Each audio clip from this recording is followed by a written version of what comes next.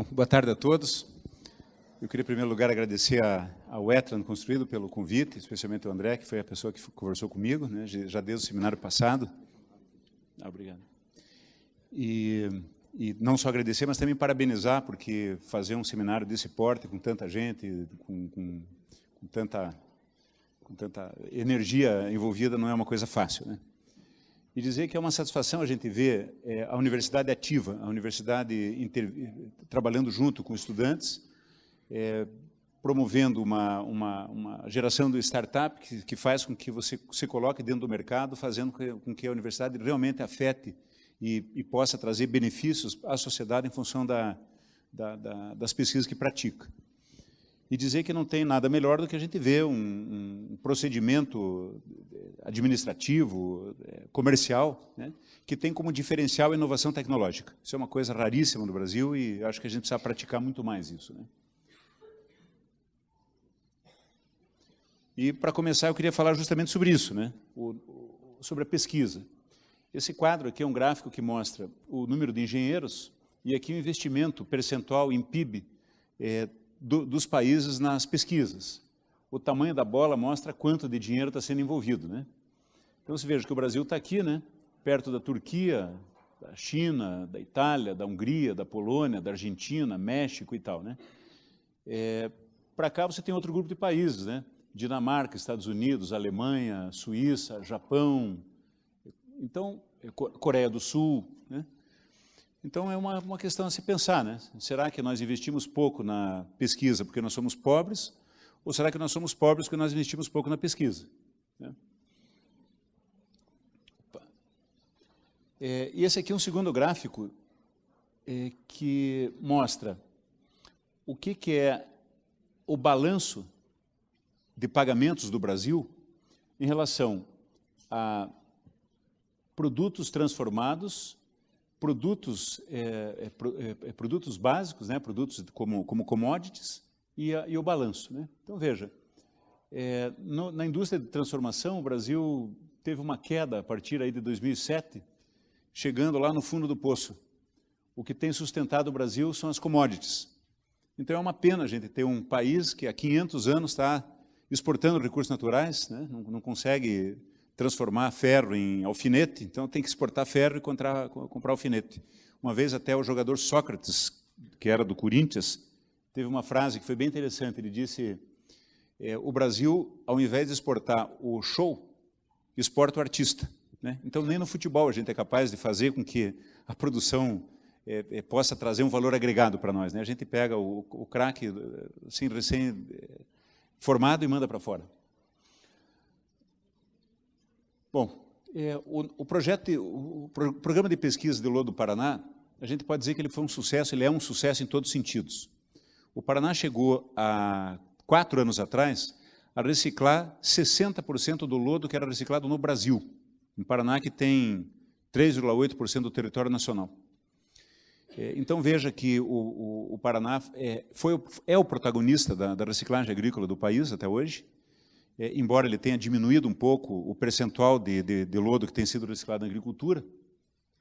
E o diferencial que o Estado do Paraná tem em relação a todos os demais estados é que o programa de utilização do lodo existente lá foi feito com base num programa científico. As pesquisas iniciaram em 1988, com convênio de cooperação com a França, e de lá para cá teve um monte de projetos de pesquisa, a fase áurea da pesquisa do país, aí do PROSAB, né, um programa que inexplicavelmente foi cortado aí pela FINEP sem nenhuma explicação, sem nenhuma razão, um programa que tinha um retorno científico, um retorno tecnológico enorme em função do capital que era investido, e que de uma hora para outra simplesmente foi abandonado, cortado, e todo mundo aceitou e pronto, não tem mais programa de pesquisa.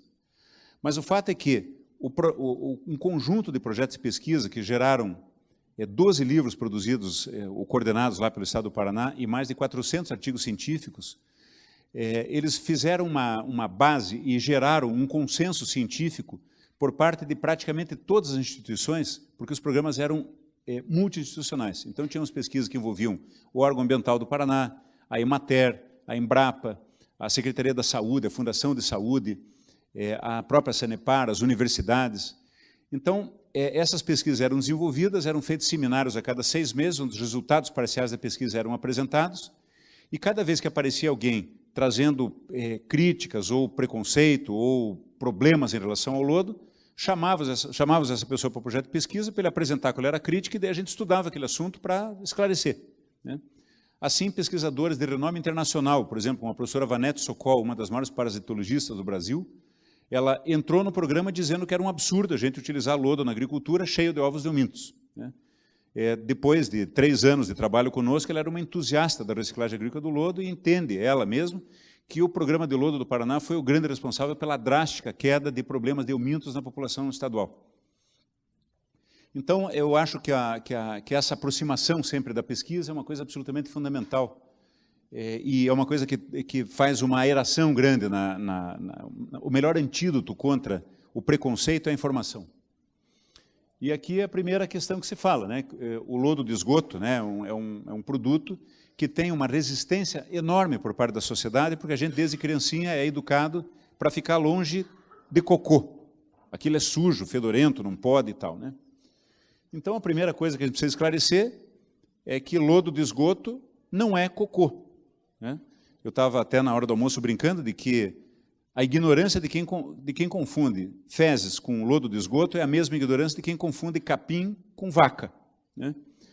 O lodo de esgoto é composto pelos micro-organismos que se alimentaram da matéria orgânica existente no esgoto, tá? Então, essa é a primeira questão a ser esclarecida. Então, esses sólidos biológicos se formam através do processo de tratamento de esgoto, e aí começam a formar flocos biológicos. Esses flocos biológicos eles têm uma profunda interação com o meio abiótico no qual são formados, e na medida que esses flocos são produzidos, eles aumentam bastante de peso, e aí ocorre a precipitação. E coprecipita com esses flocos biológicos tudo aquilo que tem de pior no esgoto. Então, se tiver metais pesados, ele vai se concentrar no lodo. Se tiver ovos de eumintos, cisto de protozoários, hifas de fungos, colônias de bactérias, enfim, todos os agentes patogênicos eles vão tender a se concentrar no lodo. Portanto, o lodo, para que ele possa ser utilizado, ele precisa, naturalmente, de um procedimento, né? Não se pode confundir reciclagem agrícola com CV livre do lodo de esgoto jogando no meio rural. As fazendas não são os depósitos de lixo das cidades. A reciclagem agrícola consiste em você oferecer para o produtor rural um produto de boa qualidade, com garantia sanitária, ambiental e agronômica, e ainda que garanta uma rentabilidade para o produtor rural, de forma que você mantenha sustentabilidade no processo. Depois disso ainda, a gestão do lodo tem que ter a rastreabilidade para você poder estabelecer as responsabilidades caso ocorra algum problema no processo. Então, é muito importante que esse processo seja muito cuidadoso, que o agricultor fique muito feliz e ganhe bastante dinheiro com a produção de lodo. Portanto, o processo da gestão do lodo ele tem que ser econômico, porque não adianta estabelecer um sistema de monitoramento que custe mais caro do que a renda que esse material vai produzir para o produtor, senão ele vai ser inviável economicamente. E se nós queremos um processo sustentável, nós vamos ter que considerar a questão ambiental, a questão social e a questão econômica. Bom, no capítulo 21 da Agenda 21, se estabelece que as políticas para resíduos sólidos devem ser a redução da produção, reuso e reciclagem, e quando você não pode fazer isso, outras alternativas de disposição final. Então, a reciclagem agrícola do lodo, assim como o uso do esgoto tratado na agricultura, eles são recomendados pela Agenda 21. Já em 98, Evans fez um trabalho avaliando 50 mil artigos científicos, avaliando a utilização do lodo dentro dos critérios estabelecidos nos diferentes países, e não encontrou nenhum efeito adverso do uso do lodo na agricultura. Então, não existe, dentro desses 50 mil artigos avaliados, a correlação entre a utilização do lodo e a geração de uma doença ou a contaminação de metais pesados, etc., desde que essa utilização do lodo tenha seguido as normas dos diferentes países. E aqui eu quero destacar que cada país tem uma norma diferente, alguns mais restritivos, outros menos restritivos.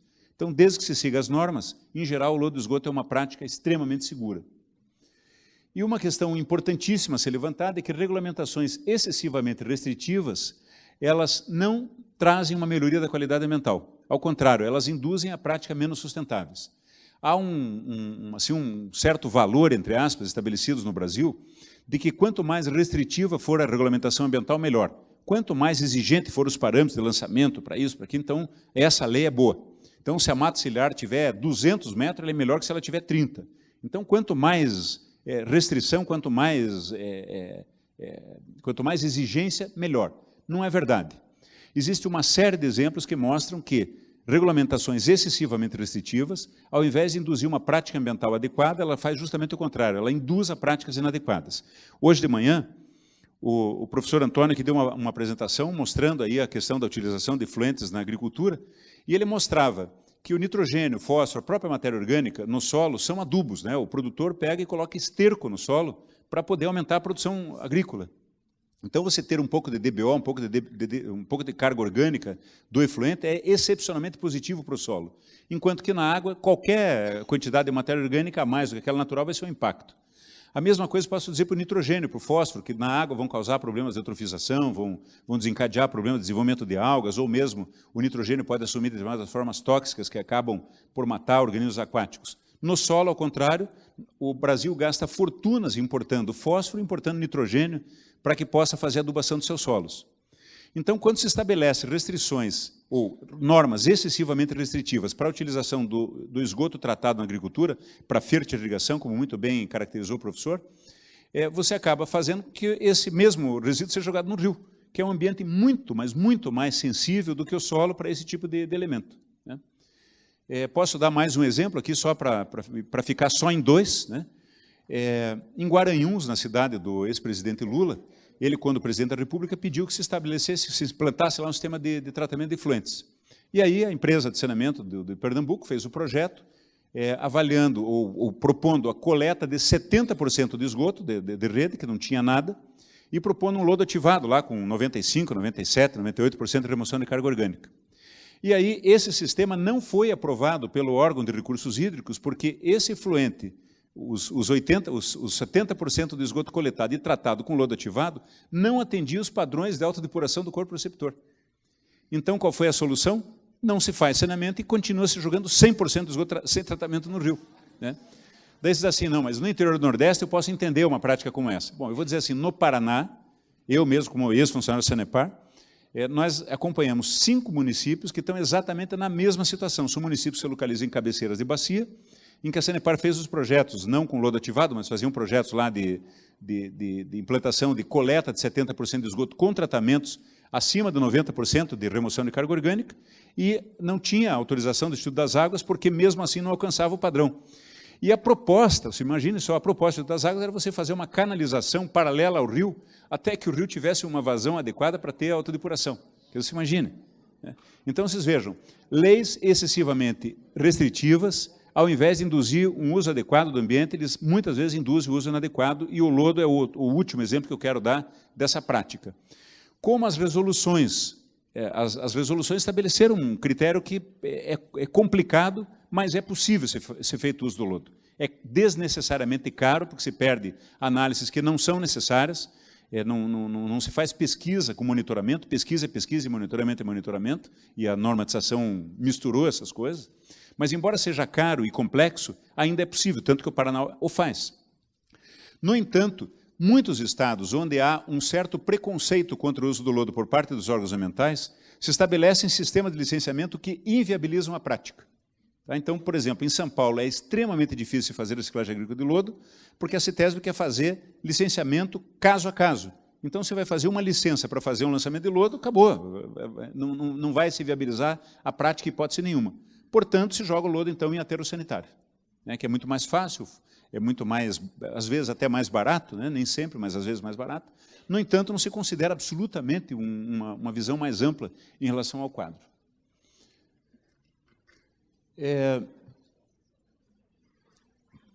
A Organização Mundial da Saúde estabelece diretrizes para destino seguro de resíduos de ET e sugere o uso seguro do lodo de esgoto como um benefício à sociedade por meio do aumento do cultivo de alimentos e da conservação de recursos naturais. Então, a Organização Mundial da Saúde também recomenda a utilização do lodo.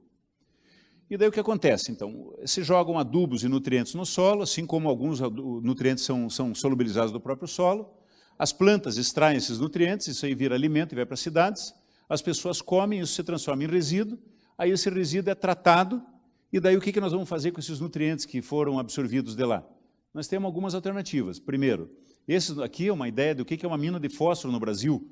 Então, você pega lá a patita, coloca em temperaturas de 1.200, 1.300 graus, ácido sulfúrico, ácido nítrico concentrado, para poder liberar o fósforo, né? Coisa que, aliás, as bactérias fazem de graça para nós, se colocar fósforo, fósforo natural no solo e aumentar o teor de matéria orgânica, você aumenta o potencial biótico do solo e ali há a liberação do fósforo, não em tal quantidade como nas fábricas, né? Mas é possível você fazer a liberação do fósforo no solo. Mas, de qualquer forma, dá uma olhada nisso aqui. Veja aqui o que é uma mina de calcário, né? Então, isso é o que acontece no Brasil, aí, para você produzir elementos químicos para ser adubado. Bom, depois disso, você pode colocar o lodo no aterro sanitário, você pode fazer a incineração, ou você pode colocar e fechar o ciclo, pegar e voltar com o lodo para a agricultura para que você possa reutilizar aqueles nutrientes, aquela matéria orgânica no solo. Me parece que é uma coisa tão evidente, mas tão evidente, tão cristalina, que é difícil para eu poder compreender por que tantas organizações não governamentais, que muitas vezes são gerenciadas por pessoas que não têm a menor capacidade técnica de entender o que é um processo de reciclagem desse tipo, se posicionam contra a utilização do lodo na agricultura e contra a utilização do esgoto tratado na agricultura, que é uma coisa muito comum.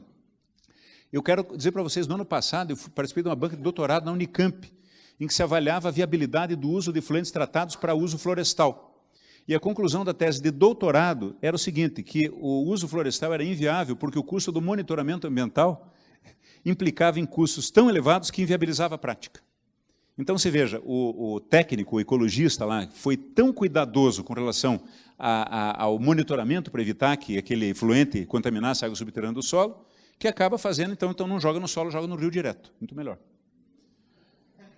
Bom, aqui a gente já começa a ver algumas diferenças, né? Aqui tem algumas fotos aí do uso sendo usado no Paraná, ali tem uma agricultura com lodo e sem lodo, e vocês vão ver um monte de exemplos, né? Por que o lodo é importante? Então, o lodo tem uma fonte de nutrientes como nitrogênio e fósforo, micronutrientes, zinco, cobre, cobalto, molibdênio. Como condicionador do solo, a matéria orgânica, ela tem um efeito excepcionalmente importante no solo. Eu vou gastar aqui 2 minutinhos falando de matéria orgânica. A matéria orgânica, em primeiro lugar, ela funciona como um estímulo ao desenvolvimento de grandes populações de micro-organismos no solo, e isso é extremamente positivo. Primeiro, para aquilo que eu acabei de dizer, né, populações ativas de micro-organismos liberam suas enzimas no meio, aumentando o potencial enzimático do solo, e essas enzimas atacam a rede cristalina do solo e liberam nutrientes que muitas vezes estão lá, mas não estão em forma disponível, como, por exemplo, grande parte do fósforo existente nos solos. Além disso, compostos intermediários da decomposição da matéria orgânica, como ácidos poliurônicos, eles têm um efeito muito importante na cimentação das partículas do solo, formando os agregados de solo. E um solo, quanto mais estruturado, quanto mais agregado ele tiver, mais facilita a infiltração de água e mais torna esse solo resistente ao processo de erosão, ao impacto da gota direta na partícula. A matéria orgânica ela é capaz de aumentar um pouco a acidez, ela aumenta o poder tampão do solo, fazendo com que você não tenha tantas alterações. E caso você consiga estabelecer um processo adequado, com solo bem nutrido, você pode formar outros produtos intermediários do processo de composição, como ácidos úmicos, que depois se formam em humatos de cálcio e magnésio, que são extremamente estáveis, né? Em solos chernozêmicos da União Soviética, você tem humatos com mais de 2.000 anos de idade, né? Ao contrário, se esse processo de oxidação da matéria orgânica se dá em condições ácidas, na ausência de nutrientes importantes, você tem a formação muito grande de ácidos fúlvicos, que são solúveis, com partículas pequenas, eles têm uma importância grande na solubilização de minerais, no entanto, ele, por ser solúvel, quando chove, o ácido fúlvico vai para o rio. Então, o Rio Negro, na Amazônia, é negro porque a região é muito ácida e ali se formam ácidos fúlvicos. E, por isso, daí o rio fica tingido de negro, né? Então, o que é importante é você pegar essas questões positivas do uso do lodo e tentar maximizar os benefícios. Uma coisa que eu nem acabei escrevendo aqui no slide, existe uma outra característica, é o seguinte, quando você aumenta a vida microbiana do solo, você aumenta a homeostase do solo. Homeostase é a resistência ecológica ao desequilíbrio.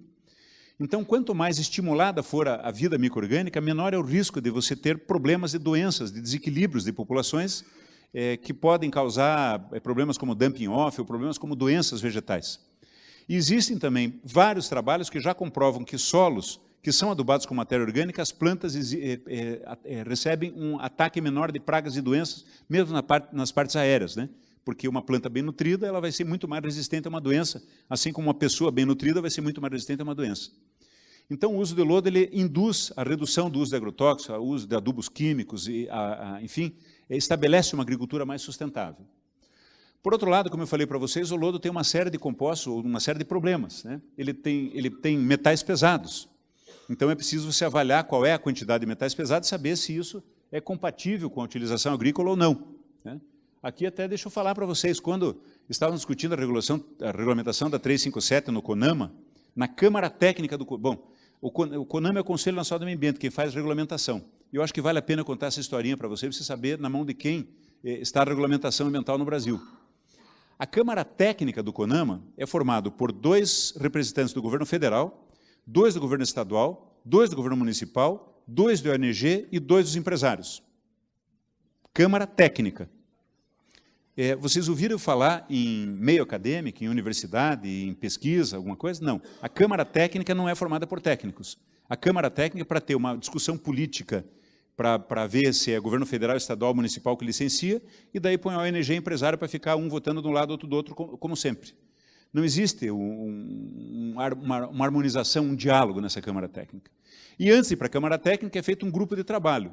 Então, eu vou contar 2 histórias que eu vivi nesse grupo de trabalho. Eu tinha voltado recém dos Estados Unidos, da Ohio State University, que tinha sido contratada pela Environmental Protection Agency dos Estados Unidos, para fazer estudos para fortalecer ou para dar subsídios para a regulamentação da 503, que é a regulamentação ambiental americana. Então, eu voltei todo cheio de ideias, com um monte de pesquisa feita já para tentar fazer a regulamentação e tal. Aí, 2 situações. Uma, o representante que era, aliás, representante do Paraná, numa organização não governamental, que fazia parte dessa Câmara Técnica, chegou para mim, daí eu falei, olha, nós temos que discutir quais são os limites de metais pesados. Não pode ter metal pesado. Se tiver metal pesado, não pode usar o lodo na agricultura. Eu falei, mas meu amigo, o ar que você respira tem metal pesado, a água que você toma tem metal pesado, a comida que você come tem metal pesado, o esterco que a agricultura orgânica utiliza para colocar na agricultura tem metal pesado, no teu cérebro tem metal pesado, e eu não falei isso, mas provavelmente em níveis incompatíveis. Outra discussão foi o seguinte, estávamos discutindo sanidade, e o fator de sanidade são os ovos viáveis, ovos de eumintos, né? Os ovos de vermes, como disse o professor de manhã. Os ovos de eumintos são o nosso foco porque eles são os mais resistentes no meio, né? Bactérias e tal, o professor mostrou bem, elas têm uma vida muito curta porque a fauna pedológica é muito equilibrada, muito, assim, adaptada àquelas condições da vida pedológica, né? Então, dá muita pena da salmonela, das shiguelas, dos coliformes, do esgoto, quando chegam no solo, porque eles devem sofrer um bullying, né, terrível lá, né? Já os ovos de eumintos, eles são projetados biologicamente para sobreviver no solo, porque o sistema de reprodução dos eumintos é esse. Eles liberam os ovos pelas fezes, essas fezes são liberadas no meio, e delas tem que ter tempo para que alguém vá lá e coma, para que se feche o ciclo, né? Bom, só que os ovos de eumintos, assim como os ovos de galinha, podem ser viáveis ou não. Se eu cozinhar um ovo de galinha e colocar no meio de uma dúzia de ovos não cozidos, vai ser muito difícil você saber qual vai dar pintinho e qual não vai. O ovo de euminto é a mesma coisa, você não sabe. Então, a simples contagem dos ovos de eumintos não é um parâmetro adequado, tem que ser a contagem de ovos de eumintos viáveis. E vocês já sabem que já viram que eu falo rápido e tal, então a gente, na reunião lá, ovos de eumintos viáveis, daí eu falava de ovos de eumintos viáveis, eu falava ovos viáveis. E a reunião começa às 8h30 da manhã, chega às 11h30 da manhã, um representante chega para mim e diz assim, mas professor, que aves são essas que o senhor tanto fala? Olha... Parece piada, né? Parece piada. Esses 2 fatos que eu acabei de relatar para vocês são fatos reais que ocorreram comigo. Ninguém falou para mim, fui eu que vivi isso.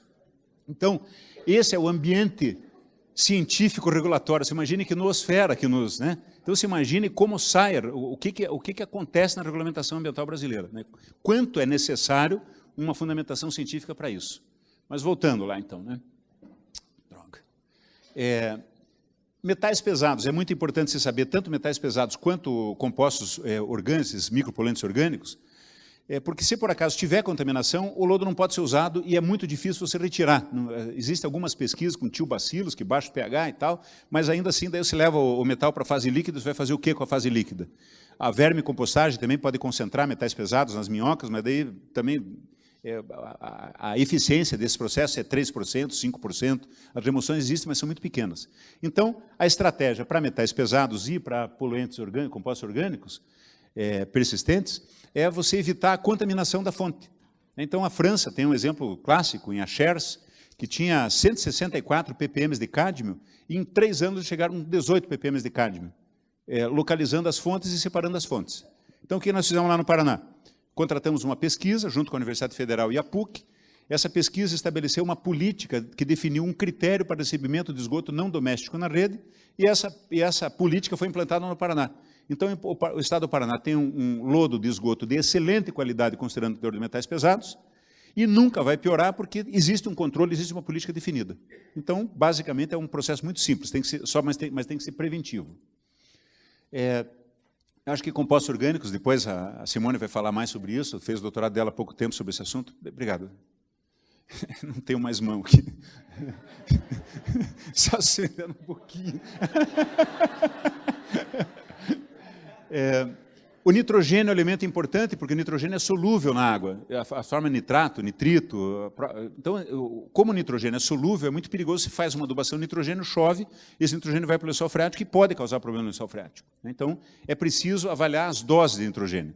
Já para antecipar, para vocês já ficarem menos preocupados, eu quero dizer que o nitrogênio é naturalmente utilizado em forma de adubos químicos, né? Como, por exemplo, sulfato de amônio, própria ureia. Então, são adubos que têm 30%, 40% de nitrogênio. E esses adubos, eles põem o nitrogênio solúvel direto na veia do solo, né? Quando se põe o lodo, você coloca o lodo na forma, o nitrogênio, em grande parte, na forma orgânica, que no processo de composição vai se transformar na forma amoniacal, que depois vai ficar na forma nítrica, e todas elas são absorvidas pelos vegetais. Então, há uma marcha de solubilização que praticamente acompanha a marcha da absorção das plantas. Veja, é comum na agricultura se fazer a chamada adubação de cobertura. Você põe uma parte da adubação de fósforo, de nitrogênio no plantio, para você ter o arranque, e a outra parte você põe um pouco antes da floração, que é o momento em que a planta tem uma demanda grande de nitrogênio. Porque se você colocar todo o nitrogênio no começo, a hora que chover, ele vai embora. Quando se faz com lodo, não tem esse problema, porque o lodo vai liberando devagarzinho e você vai tendo a disponibilidade de lodo aí na medida que vai... Então, se eu colocar 100 kg de nitrogênio na forma orgânica e 100 kg de nitrogênio na forma química, na forma orgânica é muito mais seguro. Tá? Então, mesmo que eu faça a mesma adubação em forma de lodo, em forma química, a forma de lodo vai ser muito mais segura. Então, um critério de recomendação de adubação no esgoto geralmente é esse. Os lodos, eles são muito ricos em nitrogênio. A gente diz assim, os lodos são ricos em nitrogênio, médio em fósforo e pobre em potássio. Então, basicamente, o critério é você fazer uma recomendação de dosagem com base na demanda de nitrogênio da cultura, o que determina a dose máxima de lodo. Aí você calcula quanto você pôs de fósforo e potássio, daí você faz uma conta de menos, né? E daí você faz uma complementação da adubação. As culturas que são adubadas com lodo de esgoto fazendo complementação de adubação, elas dão em média de 20% a 30% de aumento de produtividade real. Então, as fotos que a gente tem, as experiências que a gente tem, os relatos que a gente tem dos produtores rurais, que utilizaram o lodo na agricultura, são emocionantes, eles ficam orgulhosos do que eles estão fazendo. E a Sanepar determinou também um critério para priorizar o uso do lodo para pequenos produtores, porque já que o uso do lodo vai ter que ser, eu vou oferecer o lodo de graça para o produtor, então já aproveito e ofereço para um produtor que tem uma dificuldade econômica, que assim eu faço, junto com o programa ambiental, um programa social, melhorando a sustentabilidade do processo como um todo. Depois, quando começou a ficar difícil a gente achar propriedades, a gente começou a utilizar um pouco mais em grandes propriedades.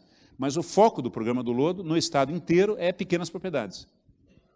E a gente via relatos, a gente tem um monte de filme lá de gente dizendo assim, falou, olha, a gente estava para sair da agricultura, mas daí veio o negócio do lodo, a gente ficou. Aí tem outro, olha, eu comecei a plantar pêssego com o lodo, e daí eu produzi, daí fiz aquele banheiro ali da minha casa e tal. Eram relatos muito bacanas, de pessoas simples, que tinham sua vida mudada por uma prática muito simples, né, muito segura. Contaminantes biológicos, né? Então, como eu falei para vocês, concentram no lodo os principais agentes patogênicos.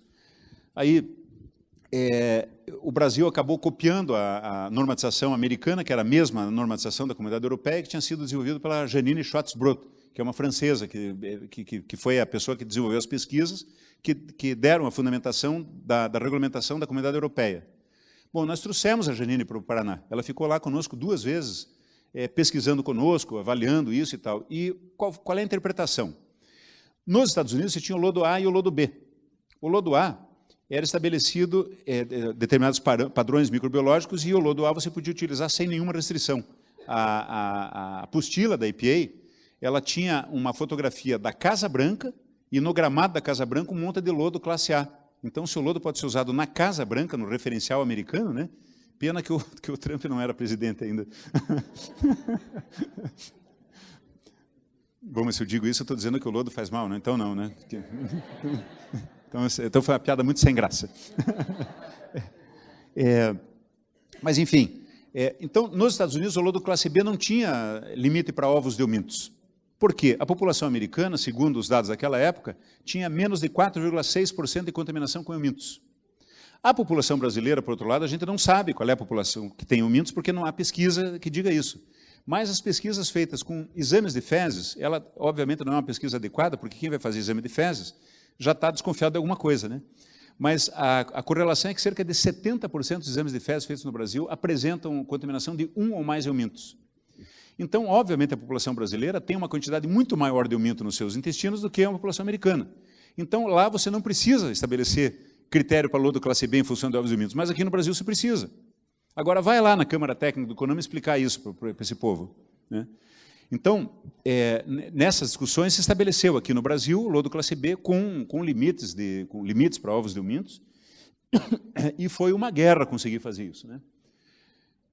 Mas como o lodo tem problema de sanidade, então qual é a alternativa? A alternativa é estabelecer processo de higienização. Então, aqui no Brasil, o lodo deve ter um processo de higienização antes de ser usado na agricultura. Ah, mas talvez não precise. Talvez não precisa. A gente mesmo fez uma pesquisa longa lá no Paraná, avaliando a estocagem prolongada, e há realmente um declínio lento e gradual. Se deixar o lodo lá 2, 3 anos, ele vai chegar em padrões. Só que você não tem um critério, porque a gente, embora tenha feito uma pesquisa extremamente cuidadosa, extensa, com uma aplicação estatística muito bem feita, a gente não conseguiu dizer assim, olha, com tantos anos o lodo chega no padrão, né? Então não dá para fazer isso. Então, nada mais seguro do que se adotar um processo. E daí tem calhação, tem compostagem, tem secagem térmica, tem uma série de alternativas que são absolutamente eficazes. A questão é a seguinte, para que saia um lote de lodo da estação de tratamento, tem que ter um laudo do lote, mostrando que o nível de metais pesados é coerente e que o sistema de higienização adequado fez com que esse lodo tenha alcançado os padrões estabelecidos pela normatização. Se você fez isso, teus problemas estão resolvidos, né? Ou pelo menos a maior parte deles. Outro problema gravíssimo é a estabilidade. A estabilidade é a relação da matéria orgânica solúvel com a matéria orgânica total. Essa relação dessas matérias orgânicas estabelece o potencial de geração de odor do lodo. E quando um lodo resolve feder, vocês não queiram saber o que é isso, né? O adjetivo que se usa, o cheiro é nauseabundo, mas eu acho que ele é pouco. Nauseabundo é uma palavra que não reflete, né? A gente teve uma vez uma carga de lodo que entrou em decomposição, porque a estação de tratamento estava com um período de residência muito baixo, no município de Balsa Nova, e a gente ficou 4 anos sem conseguir colocar mais uma carga de lodo em Balsa Nova, porque daí um conta para o outro e vai, né? Então, é muito importante que você tome extremo cuidado com a questão da estabilidade, porque além do problema do cheiro, né, tem o problema da tratação de vetores. Então, um programa de reciclagem de lodo ele deve maximizar os benefícios e minimizar os riscos. O processo, então, descarte do lodo, desaguamento, higienização, um período de cura depois da higienização, caracterização do lote, liberação do lote, transporte, aplicação, monitoramento e rastreabilidade. E o que orienta isso aqui? E o que orienta esse processo todo é o plano agronômico, né, que vocês vão ver daqui a pouco na próxima apresentação. Aqui tem algumas carinhas de alguns dos organismos patogênicos, né? Como eu já falei para vocês, é preciso, então, que você tenha uma norma. O Paraná, quando foi feita a regulamentação nacional, já tinha definido que no Paraná só se usava lodo classe A, porque a Sanepar tomou a decisão de não tirar lote do lodo da Sanepar sem fazer higienização, por uma questão de cuidado. E a Vanette, depois de 15 anos de pesquisa, feliz da vida, porque a redução da contaminação de eumintose no Paraná foi uma coisa brutal. A gente saía de 50%, 60% de população contaminada para 20%, 30% de população contaminada. Então, diminuiu mais da metade. E qual foi o fator que ocorreu no Paraná que fez essa redução brutal na saúde? Foi a utilização do lodo higienizado. Basicamente, esse é o segredo. As pesquisas feitas na Sanepar mostraram que a utilização do cal é uma coisa interessante porque ela aumenta o pH e faz com que o lodo tenha um poder corretivo maior. Então, além de estar higienizado, esse lodo, quando utilizado na agricultura, ele aumenta o pH do solo. Como os solos do Brasil são, em geral, solos ácidos, isso traz um valor agregado a mais para o produtor rural. Isso é um fator de convencimento bastante importante. Depois, agora faz 2 anos, o Carlos me chamou aqui para uma defesa de tese, o Carlos Chenicharo, onde ele fazia a avaliação do ciclo de vida da ET. E daí ele me mostrou os números do cal, e daí eu me assustei, porque o cal ele tem um valor energético agregado extremamente elevado, né? E isso fazia com que as emissões da alternativa reciclagem agrícola através da calagem aumentasse bastante. Então, a gente começou a repensar na prática sustentável que o ideal seria fazer a secagem térmica do lodo utilizando o biogás, né? Que daí seria uma coisa bem mais adequada. E isso aqui foi uma pesquisa desenvolvida já faz uns 15 anos na Sanepar, em que a gente pegou um leito de secagem, colocamos uma tubulação de cobre, ali no fundo tinha um aquecedor de gás adaptado para biogás, em que a gente esquentava óleo, depois mudamos para água, esse óleo quente passava por dentro da tubulação e em cima da tubulação se tinha o leito de secagem. A gente conseguia chegar em 50% de sólidos em 15 dias, o leite de secagem é projetado para chegar em 50% de sólidos em 30 a 45 dias, a gente conseguiu chegar a 15, o que diminui 50% o tamanho dessas áreas, e absolutamente isento de qualquer agente patogênico. Se você quisesse, podia comer o lodo, né? Tem aquela carinha de mousse de chocolate, não tem? Esses leitos de secagem eram cobertos por estufa plástica, né? E a gente também fazia daí algum manejo com a estufa para diminuir o teor de umidade. Essas pesquisas estão sendo retomadas agora com o Gustavo, lá para a gente poder achar uma solução de utilização do biogás para pequenas estações. Regulamentação, isso eu já falei. Metais pesados. Olha esse número que interessante, ó. A regra é que os parâmetros de metais pesados estabelecidos para o Brasil. A gente não conseguiu fazer como queria lá o nosso amigo ecologista, de fazer que o metal pesado fosse 0. Tá? Mas então se estabeleceu esses padrões de referência. Esses padrões de referência são mais restritivos que os padrões americanos. Não porque a gente queira ser mais exigente do que eles, mas porque os lodos do Paraná, como é que os Estados Unidos estabeleceu o padrão de referência? Eles pegaram e fizeram análise de 1000 lodos de estações de tratamento dos Estados Unidos, fizeram uma curva de Gauss, tiraram os 5% mais contaminados e estabeleceram esse valor como limite. Ou seja, estabeleceram o limite que viabilizava o uso do lodo produzido nos Estados Unidos. Aí o Brasil pegou e copiou. E daí, quando chega na discussão do CONAMA, ele diz assim, não, mas os nossos padrões têm que ser outros. Não, mas você é mais inteligente que os americanos? Eu falei, não. E se você quer pegar a norma americana, você pega a merda deles, traz para cá, que daí vai dar certo. Mas se for a nossa, né, aí nós temos que fazer isso tudo com o que tem aqui no Brasil, né? Tem que ser diferente. Né? Bom, mas não obstante o fato de que nós temos um padrão mais restritivo que os americanos em alguns dos metais, o percentual de valor de referência das análises de lodo que a Sanepar fez no seu monitoramento de anos de utilização era o seguinte: 98,77% dos lodos não chegavam a 50% do padrão estabelecido para mercúrio, 100% não chegavam no padrão estabelecido para cádmio, 96% não chegavam no padrão estabelecido para cromo, entenderam? Quer dizer, por mais que os padrões fossem restritivos, ainda assim eles eram atendidos com grande folga. O que eu quero dizer com isso é que o padrão de metais pesados estabelece uma excepcional qualidade nos lodos, desde que você tome aquele cuidado simples de fazer uma política para recebimento de esgoto não doméstico. Várias reuniões de informação e divulgação, isso é fundamental, seminários, reuniões, dias de campo com produtores e tal, porque a aceitabilidade pública é a peça fundamental do sucesso do programa de lodo. Eu descobri isso da seguinte forma: a gente fez uma pesquisa uma vez utilizando lodo em sistema agro-silvopastoril junto com bracatinga e feijão. Tá? Bracatinga é uma leguminosa nativa lá do estado do Paraná que é utilizada para lenha. E ela é uma fortíssima fixadora de nitrogênio. Então a gente queria aproveitar isso para fazer aumentar a produtividade do feijão. E não deu outra. o sistema de manejo com bracatinga, feijão e lodo deu uma produtividade 400% acima da produtividade média regional, o que não quer dizer muita coisa, porque a produtividade média regional era muito baixa. Então, a gente usa esse número para dizer, para ficar um número grande, mas a nossa produção era uma produção boa, né? Mas era 400% acima da... Daí eu todo marqueteiro, né? Eu acho que todo agrônomo tem essa veia de marketing, né? Eu peguei e falei, já sei o que eu vou fazer. Fizemos uma feijoada e convidamos os jornalistas, né, para fazer a divulgação.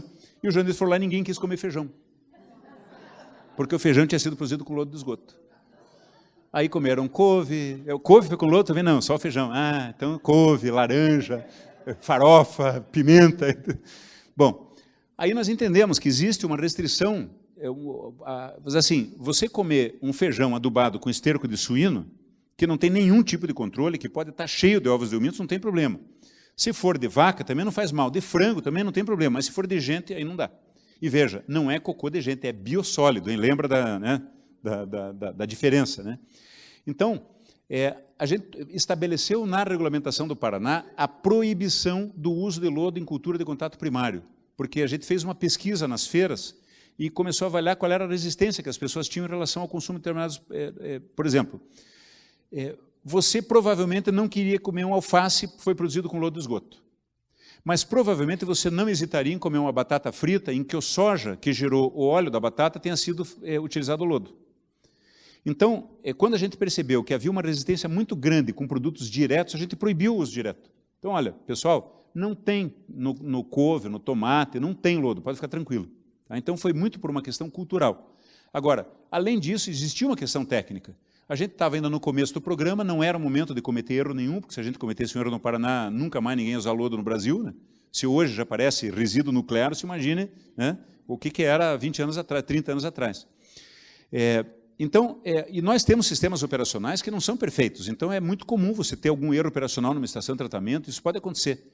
Então, se por acaso tivesse alguma falha, você tinha uma segurança. Se você colocasse o lodo na agricultura, ele não ia aguentar na disputa com a fauna pedológica. Isso aqui eu já falei um pouquinho sobre a taxa de aplicação. Isso aqui foi uma pesquisa bem legal. Isso foi um trabalho que eu mesmo desenvolvi junto com o professor Marcos, que é uma das maiores autoridades em pedologia do Brasil, em que a gente desenvolveu um sistema de classificação de solo em aptidão para recebimento de lodo. Então, com base em critérios técnicos, são profundidade, textura, drenagem, relevo, suscetibilidade à erosão, pedregosidade, hidromorfismo e acidez, a gente estabeleceu critérios de restrição que estabeleciam se a limitação era nula, ligeira, moderada, forte ou muito forte. Sempre a gente pegava o critério que era o pior do solo. E com base nisso aqui, a gente chegava lá, se o solo tinha uma aptidão muito alta para lodo, alta, moderada, baixa ou inapta. Inapta não podia usar. Baixa só podia usar em casos excepcionais, por exemplo, lodo em cova para produção de mudas. Muito alto podia usar sem restrição, alto se podia usar desde que incorporado, e o moderado também se podia utilizar desde que se tomasse cuidado. E daí, com base nesse sistema de classificação, o agrônomo ia ao campo e fazia uma análise e fazia uma classificação do solo no local e já dizia qual era o grau de aptidão. Além disso, esse critério, esse sistema, foi utilizado para a gente fazer um mapeamento estratégico. A gente pegou daí o mapa de solos da Embrapa e fizemos uma comparação de cada solo, qual era a aptidão, e fizemos um mapa estadual da aptidão do lodo. Esse trabalho foi publicado na revista CETESB, inclusive. E esse trabalho facilitou muito a gestão no Paraná, porque hoje se recorta qualquer região, você sabe quanto por cento da região tem solos aptos para a utilização de lodo. Com base nesse estudo, eu pude fazer uma afirmação na época que com 0,5% da área de milho cultivada no Paraná, com potencial muito alto, se punha todo o lodo do estado. Então, se tinha muito mais solo do que lodo. Então, ficava muito fácil fazer programa de reciclagem agrícola, né? Esse sistema aqui foi adaptado na França e faz hoje parte da regulamentação francesa, ou fez parte da regulamentação francesa. Daí eu quero terminar aqui só falando para vocês de uso florestal. Deixa eu ir mais rápido. Uso florestal e recuperação de áreas degradadas. Eu só vou mostrar 2 slides para a recuperação da área degradada, que eu acho que a imagem vai valer mais do que uma palestra. Isso aqui é uma área em que eu peguei... essa é uma área da fazenda da escola, lá da Federal do Paraná, na fazenda do Canguiri. Nós pegamos um trator e tiramos 30 centímetros da superfície do solo, simulando um processo de erosão. Aí fizemos 3 parcelas. Lodo com complementação mineral, adubação mineral convencional e nada. Eu acho que não preciso dizer nada para vocês, né? Esse experimento aqui, o menino que estava fazendo comigo era um aluno excepcional, e daí roubaram o milho um pouco antes dele colher o experimento. O cara entrou em estado de choque, né? Aí fizemos uma avaliação do peso seco e deu também um resultado bem bacana, né? Isso aqui são exemplos de aplicação de megadoses de lodo para recuperação de áreas degradadas. Se usa até 80, 100, 200 toneladas por hectare. O SOPR nos Estados Unidos fala em até 800 toneladas por hectare. Então, esse aqui é um trabalho desenvolvido na Embrapa, em São Paulo, em cooperação conosco. 0 meses, 2 meses, 4 meses, 100 toneladas de lodo aqui e NPK. Experimento com 15 meses. 100 toneladas de lodo e NPK, 32 meses. Preciso falar alguma coisa? Então, você veja o que é a recuperação de uma área em relação a uma área adubada com o processo convencional de recuperação da área degradada. Aqui, experimento com 15 meses e aqui o experimento com 32 meses. Você imagina, uma floresta já em estado inicial, né? Então, para concluir, uso agrícola é geralmente a alternativa mais barata que apresenta a maior adequação ambiental. Uso agrícola não significa se livrar do resíduo, mas exige qualidade adequada do lodo, segurança ambiental, sanitária, agronômica, economicidade e respeito aos hábitos culturais do produtor e do consumidor, requer assistência técnica e monitoramento e requer rastreabilidade. Então, aqui uma última foto, né? Aqui milho com lodo, sem lodo, ali aveia com lodo e sem lodo, né? E dessas fotos nós temos centenas lá, fotos, depoimentos e tal. Aqui, de novo, lodo com lodo sem lodo. Esse agricultor, ele dá um depoimento lindo, né? Ele diz assim, pô, o pessoal passava ali e me perguntava, mas, pô, qual é teu segredo? O que você fez ali? Ele falou, não conto, porque se eu contasse, todo mundo ia pegar lodo e daí ia faltar para mim, né? Então é isso, gente. Muito obrigado aí pela atenção.